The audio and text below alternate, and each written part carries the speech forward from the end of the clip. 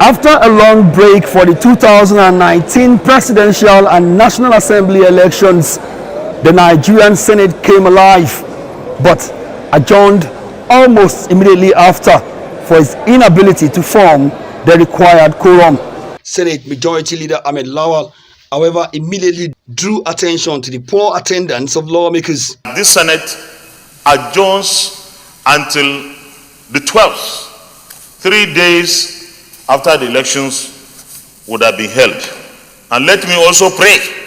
The Senate rule requires that 33 senators from a total number of 109 are seated before they can form a quorum. But on Tuesday, only 8 of them, including the Senate President Bukola Saraki, had their names logged on the attendance register as at 10 a.m. Senate subsequently agreed to adjourn till Tuesday, March 12, 3 days after the forthcoming governorship and State House of Assembly's elections. I rise to second the motion ably moved by the Senate leader that this Senate do adjourn.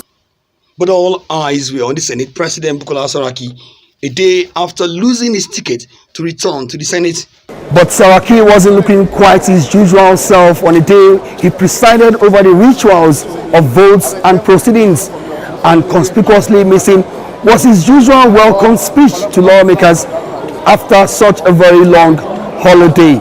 Instead, Saraki demanded updates on the committee report on the new national minimum wage bill forwarded by President Muhammadu Buhari in January.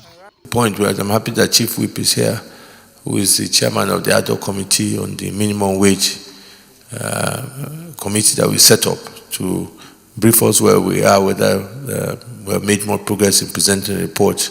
I've come to Abuja 3 times hoping that we could meet, but I could not force my colleagues who had election to come. But in a press statement that was later released, the Senate President wished those who won elections the best of luck, despite describing the process as fraught with elections irregularities.